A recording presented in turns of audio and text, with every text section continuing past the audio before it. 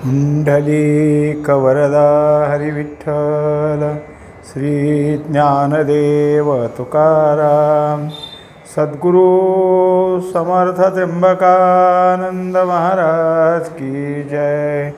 माऊली ज्ञानेश्वर महाराज की जय। जगद्गुरु तुकाराम महाराज की जय। श्री गुरुदेव दत्त। ना तरी पुरोडावशो जैसा, न घापे वृद्ध तरी वायसा, गीता नेदी तैसी तापसा, गुरुभक्तिहीना। 67व्या श्लोकामध्ये 1498 ही ओवी आहे। विषय असा चालला आहे की गीता कोणाला सांगावी, त्याचा योग्य अधिकारी कोण आहे। जर ज्याच्या ठिकाणी तप करण्याची इच्छा नाही तो, आणि तप करतो पण गुरुभक्ती नाही, या दोघालाही काय सांगू नकोस। आता त्याच्याकरता त्यांनी दाखवून दिलं की जसा यज्ञातला यज्ञशेष भाग असतो, तो जो प्रसाद आहे तो एखादा कावळा म्हातारा जरी असला, वयस्कर जरी असला तरी त्याला देऊ नये, कारण त्याचा तो अधिकार नाही। तशी ही गीता नेमकी कोणाला सांगावी, तर जे तपी आहे पण गुरुभक्तीमध्ये ढिला आहे, गुरुभक्ती नाही, गुरुच्याबद्दलचं प्रेम नाही, गुरुची सेवा नाही, गुरुच्या संबंधातलं कुठलंही काही त्याच्या ठिकाणी नाही, याला गीता सांगू नको। का तपही जोडे देही, भजे गुरुदेवांच्या ठाई, परी आकर्णनी नाही चाड जरी। आता वर दोन झाली लक्षणं, एक तप आणि दुसरं गुरुभक्ती। आता तिसरं सांगतात की तपही करतो आणि गुरुबद्दलचं त्याच्या ठिकाणी भावही आहे, आणि तो नुसतं नाही तर सगळं काही गुरुसंबंधी करत असतो, गुरुला देवच मानतो। असं जरी असलं तरी ग्रंथ शास्त्र गुरुमुखातलं श्रवण ऐकायची इच्छा नाही, ते ऐकण्याची टाळाटाळ करतो। तरी तो मागील दोही अंगी, उत्तम होय कीर जगी, परी तया श्रवणा लागी योग्य नोहे।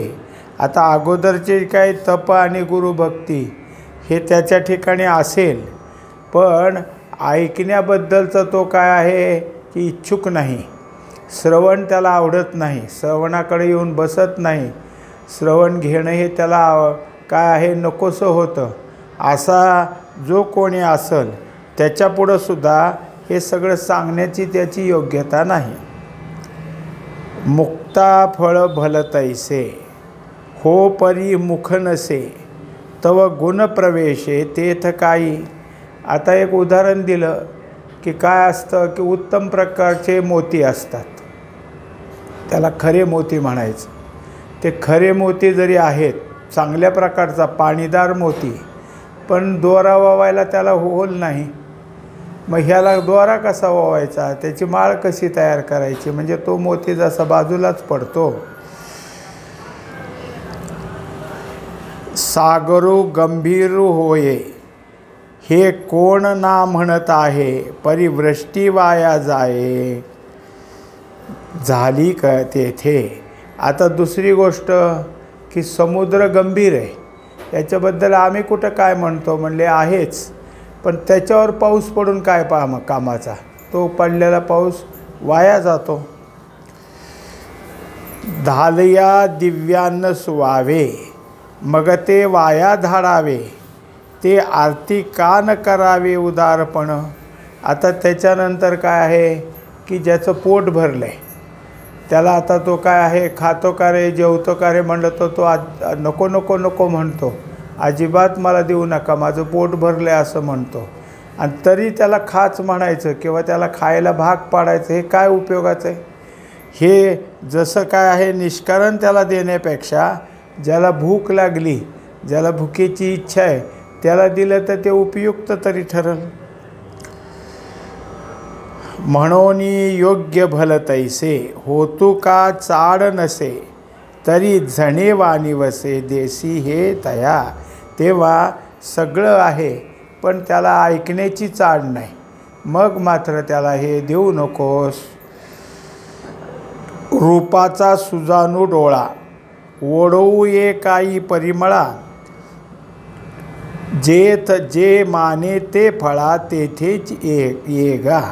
आता त्याला उदाहरण दिलं की डोळा आणि त्याचं पाहणं फार चांगलं आहे, त्याला अगदी लहानात लहानचंही दिसतं आणि दृष्टी चांगली, पण त्या दृष्टीचं काम, त्या डोळ्याचं काम पाहणे, आकार पाहणे, अजून काय रंग पाहणं आहे, ह्या सगळ्या गोष्टी आहेत.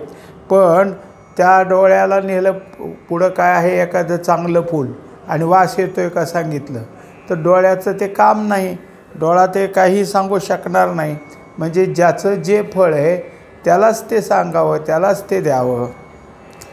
म्हणून तपी भक्ती पहावे ते तपी भक्ती पहावे ते सुभद्रापती परी शास्त्र सवनी अनासक्ती वाळावेची ते. एकंदरीत तप आहे, गुरुभक्ती आहे, पण जे काही असेल तर शास्त्र ऐकण्यामध्ये अनासक्त आहे, त्याच्याबद्दल त्याच्या ठिकाणी प्रेम नाही, असा जो आहे त्याला तू त्याच्यातनं बाजूला काढ. ना तरी तपभक्ती होवोनी श्रवणी आरती आथी ऐसी ही आयती देखसी जरी. आता तपी आहे म्हणजे तप करण्यात, साधन करण्यात तयार आहे, त्याच्या ठिकाणी भक्ती परिपूर्ण आहे, गुरुभक्तही तो आहे आणि ऐकण्याची चाड आहे. आता जर आपण पाहिलं तर वरच्या 4 ओव्यातच फक्त तप आणि गुरुभक्ती सांगितलं होतं, पण बाकीच्या 6-7 ओव्या ऐकण्यात कसं आहे याच्यावरच घालवल्या. ऐकण्याची चाड असावी, ऐकण्याकडं लक्ष असावं, ऐकण्यात आळस नसावा, ऐकणं हेच त्याच्या जीवनाचं एक काय आहे लक्ष असावं. असा जर असेल तर मात्र त्याला सांग. तरी गीताशास्त्र निर्मिता जो मी सकळ लोकशास्ता तया माते सामान्यता बोलेल जो. आता त्याच्यानंतरचं 4थं लक्षण आलं की त्याच्याजवळ सगळं आहे, तो जो काय आहे तप करण्यात म्हणजे साधन करण्यात तत्पर आहे, गुरुच्याबद्दल त्याच्या ठिकाणी चांगला भाव आहे, गुरुला देवच मानतो, ऐकावं वाटतं त्याला. पण भगवान श्रीकृष्णाने जे गीताशास्त्र निर्माण केले ते गीताशास्त्राला आणि प्रत्यक्ष भगवंताला सामान्य म्हणजे हे कृष्णा, अरे कृष्णा अशा तऱ्हेची आरेतुरेची नावं काढतो. कृष्णाला पूज्यता मानत नाही, कारण हा भगवान आणि हे असं तऱ्हेचंच काय आहे की एकेरी वाच्य त्याच्या मुखातून निघतं. हे जर असेल तरी तो या ऐकण्याचा अधिकारी नाही. माझा सज्जनेशी माते पैशून्याचे नि आव्हाते एक आहाती तयाते योग्य न म्हण. आता एकट्या भगवंताबद्दल नाही, जे माझे संत महात्मे आहेत, माझे जे भक्त आहेत त्यांची निंदा करतो असा जर कोणी तुला दिसत असेल तर तो किती जरी म्हणला मला गीता सांगा, गीता शिकवा, अजिबात त्याच्यापुढं सांगत जाऊ नकोस. तयाची एर आघवी सामग्री ऐसी जाणावी दीपे वीन ठाण दिवी रात्रीची जैसी. आता तो जो काही आहे तो किती जरी कसा दिसत असला तरी त्याचा काय उपयोग नाही. पूर्वी कसं होतं, जे काही घर होतं त्या घरात दिवा लावायची आणि दिव्याची जागा ठरलेली असायची ते एक, किंवा देव मंदिरात जिथं दिवा मांडला जातो त्या दिव्याचं जे दीपमाळ तयार केलेली असते किंवा जो काही एक ओटा तयार असतो त्याला ठाण दिवे असं म्हणतात, त्याच्यावर तो दिवा कायम तिथंच असतो.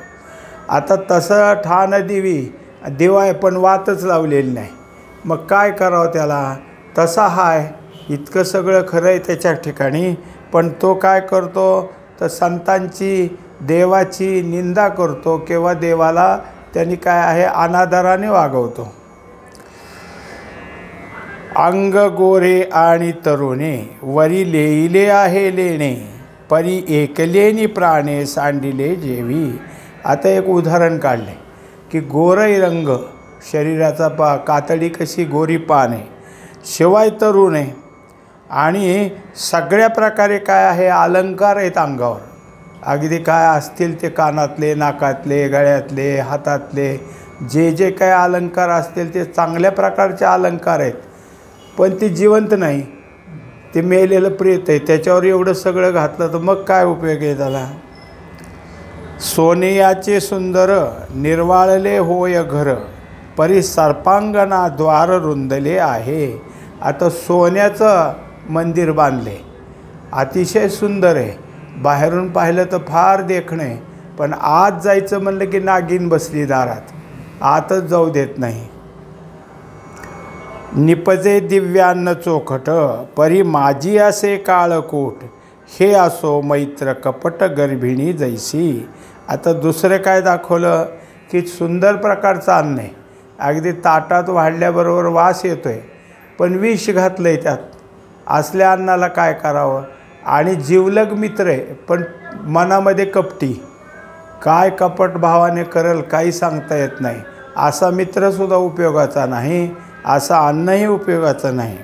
तैसी तपभक्ती मेधा, तयाची जाण प्रबुद्धा, तो माझियाची का निंदा माझीच करी. तेव्हा तप आहे, भक्ती आहे, त्याची ऐकण्याच्याबद्दलची समजून घेण्याची बुद्धी आहे, पण संताविषयी देवाविषयी अनादर करतो, त्यांच्याविषयी त्याच्या ठिकाणी पूज्य भाव नाही. असा जो कोणी असेल, या कारणे धनंजया तो भक्तो मेधावी तपिया, तरी नको बापा या शास्त्र आतळो देहो. आता तो भक्त असेल, तप करणारा असेल, बुद्धिमान असेल, ऐकणारा वाटत असेल, तरी पण त्याला हे शास्त्र सांगू नकोस. काय बहु बोलो निंदका, योग्य सृष्ट्या ही सारिखा, गीता हे कवतिका लागी ही नेदी. आता तो किती सांगावं म्हणले ह्या निंदकाबद्दल. इतका तो आहे काय आहे प्रज्ञावान, हुशार, ब्रह्मदेवाची बरोबरी करायला बघतो, पण इकडं जर त्याच्या ठिकाणी देवाबद्दलचा भाव नाही, संताबद्दलचा भाव नाही, निंदा करतोय तो, असा काही कामाचा नाही. म्हणून तपाचा धनुर्धरा, तळी दाटोनी गाडोरा, वरी गुरुभक्तीचा पुरा प्रासादू जो झाला. आता दुसरी गोष्ट आहे, साधन करण्यामध्ये तत्पर आहे. अगोदरपासून त्यांनी साधनेला सुरुवात केलेली, सांगितल्यावर तर साधन चालूच झालं आणि अतिशय चिकाटीने करतो. गुरुभक्ती अत्यंत काय आहे, जसं एखादा सुंदर प्रकारचा महाल बांधावा, राजवाडा बांधावा, तशी त्याच्या ठिकाणी गुरुभक्ती, गुरुसेवेसाठी पडेल ते करायला त्याची तयारी. आणि श्रवणेच्छेचा पुढा, दारवंटा सदा उघडा, वरी कलशू चोखडा अनिंद्य रत्नांचा. आणि त्याच्याशिवाय काय आहे की ऐकण्यासाठी सतत कान उघडेत. जे काही कुठं झालं आणि ऐकायची वेळ आली की लक्षपूर्वक तो ऐकतो. शिवाय काहीही अतिशय म्हणजे संत असू द्या, भक्त असू द्या, देव असू द्या, कमालीचं प्रेम त्याच्या ठिकाणी, त्या कोणाबद्दलचाही त्याच्या ठिकाणी काय आहे असा तसा शब्द येत नाही. अतिशय जपून आणि आनंदानं शिवाय आदरानं बोलणारा असा जो कोणी असेल तोच खरा गीता ऐकण्याचा अधिकारी आहे.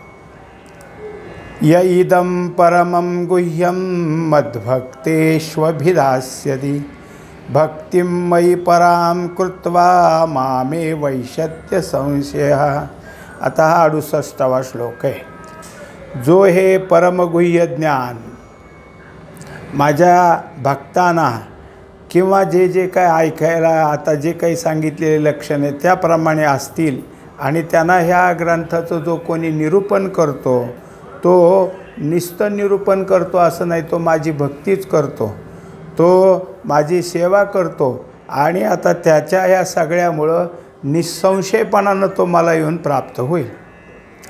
ऐसा भक्तालयी चोखटी, गीता रत्नेश्वरू हा प्रतिष्ठी, मग माझी या समसाठी तू कशी जगी. एकंदरीत जो माझं भक्ती करतो, गीता ग्रंथाबद्दल अतिशय प्रेमानं सगळीकडं काय आहे की वर्णन करतो, निरूपण करतो.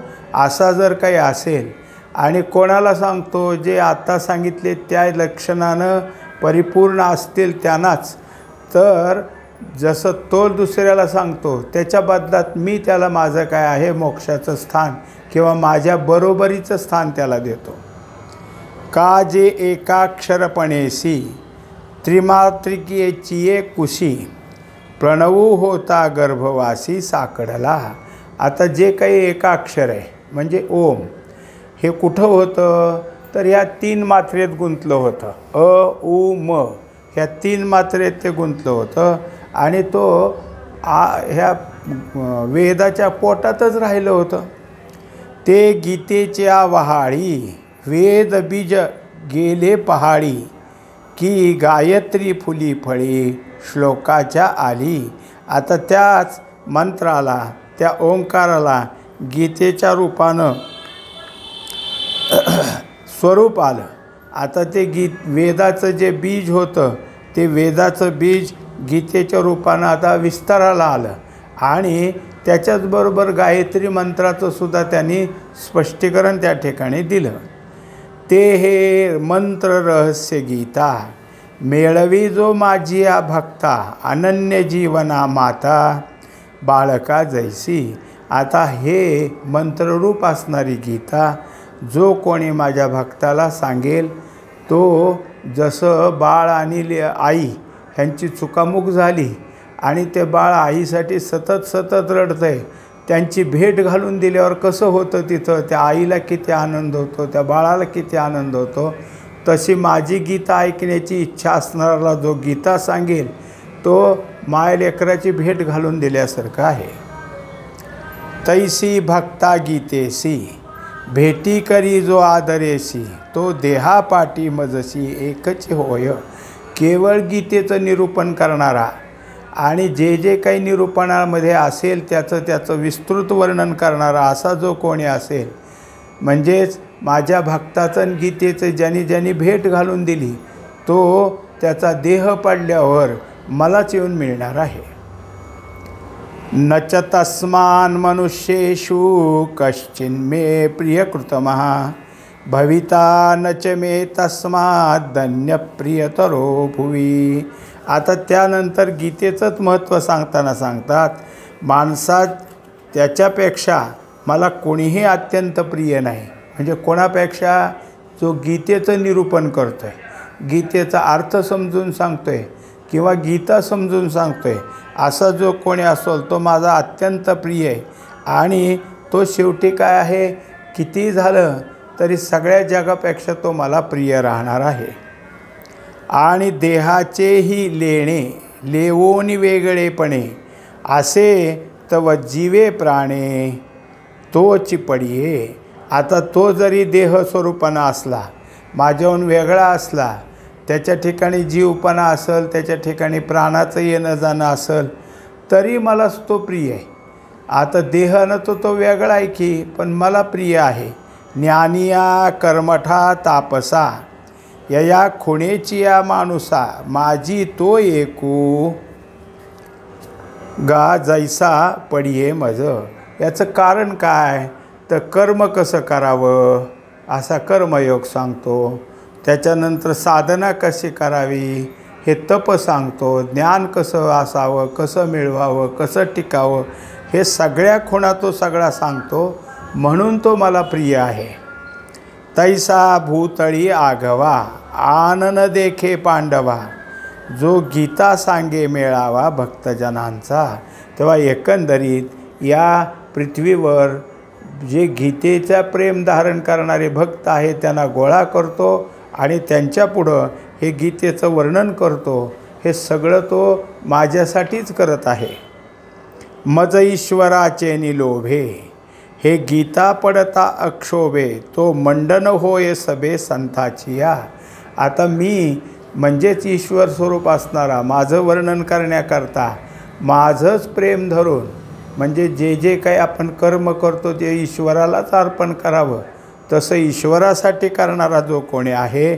आणि हे गीता पडता अक्षोभे अत्यंत कंटाळा न करता गीतेचं पठण करतो, पाठ शिकवतो, अर्थ करून शिकवतो, तो जेवढे महत्त्वाचे संत होऊन गेले त्यांच्या सभेत हा शोभिवंत म्हणून किंवा अत्यंत काय आहे की प्रिय म्हणून सुद्धा जाऊन बसेल. नवपल्लवी रोमांचितू मंदा निळे कापवितू अमोद जळे बोलवितू फुलांचे डोळे.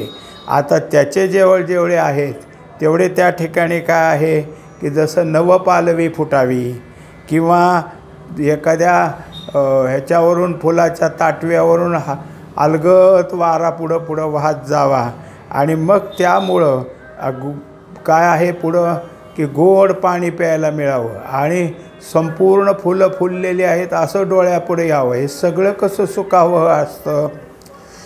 कोकिळा कलरवाचे निमिषे सद्गद बोलवितू जैसे वसंत का प्रवेशे मदभक्तारामी. आणि कोकिळेचं बोलणं, कोकिळेचा आवाज म्हणजे वसंताचं आगमन. असं सगळं जे काही असतं तसं हा जो कोणी आहे तो गीता निरूपण करणारा माझ्या भक्तासाठी एवढं सगळं करतो. का जन्माचे फळ चकोरा होतू चंद्र ये अंबरा नाना नवघण मयुरा ओ देत पावे. आता जसं चकोर जन्माला आला खरं, पण चंद्र पाहिल्यावर त्याला जन्माचं सार्थक झाल्यासारखं वाटतं. तसंच ढग सगळे कोण भरून आले. आता गडगडाट सुरू झाला, आभाळा इतकं भरून आले की पाऊस येईल असं वाटतं, तेव्हा मोराला इतका आनंद होतो की मोर त्यावेळेस काय आहे की त्यांची केकावली देत राहतात.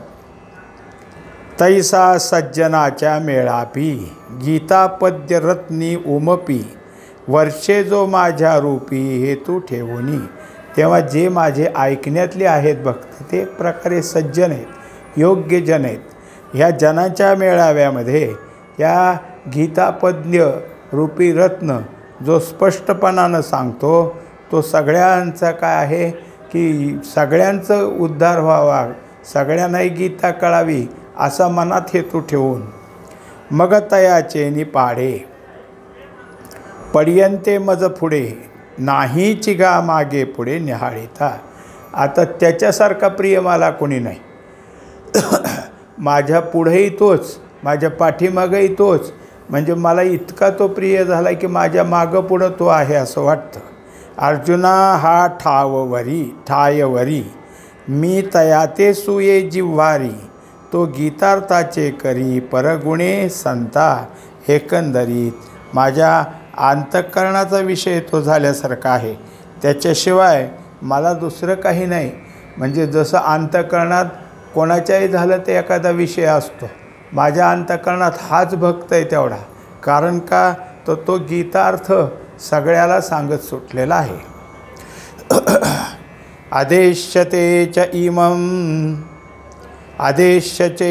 आदेश्यते च इमं धर्म्यं संवादमावयो ज्ञानयज्ञेन तेनाहं इष्टस्यामिति मे मतिः.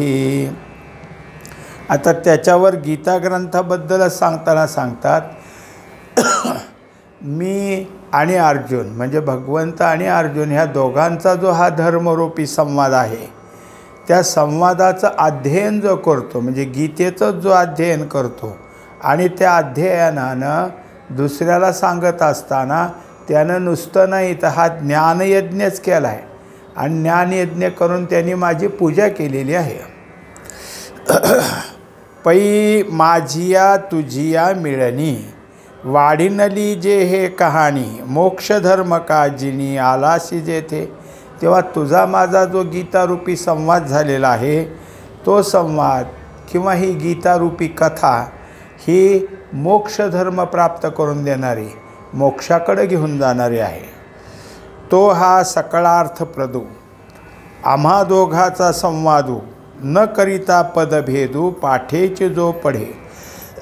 आता हा जो काही संवाद आहे आमचा याचा योग्य अर्थ राहून आमच्या संवादाचं जे काही त्यात दुसरं मनाचं काही घालायचं नाही किंवा इथं असं बोलायला पाहिजे होतं असलासुद्धा शब्द नाही.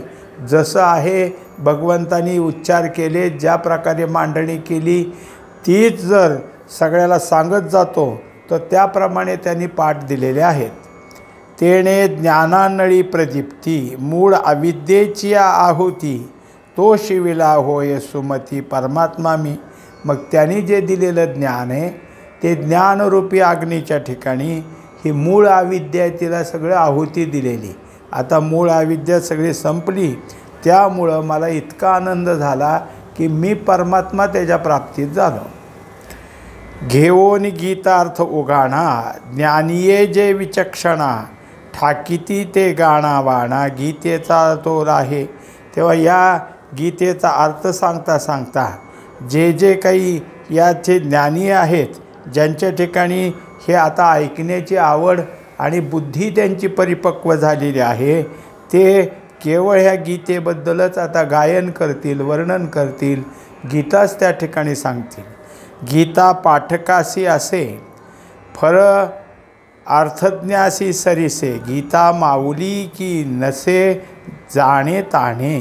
आता गीता जे वाचन करतात, जे श्रवण करतात, जे पठन करतात, जे त्याचा अर्थ करतात, सगळ्याला सारखं देणारी. कारण आईला जशी सगळे सारखे असतात, सगळी मुलं सारखी जशी असतात, तशी गीता तिच्यासाठी असणारे जे जे भक्त असतील त्या त्या भक्ताला पूर्णतेनं, एकरूपतेनं आणि जे आहे तेच फळ देणारी आहे. पुंडलिक वरदा हरी विठ्ठल श्री ज्ञानदेव तुकाराम सद्गुरु समर्थ त्र्यंबकानंद महाराज की जय. बाहुली ज्ञानेश्वर महाराज की जय. श्री गुरु तुकाराम महाराज की जय. श्री गुरुदेव दत्त.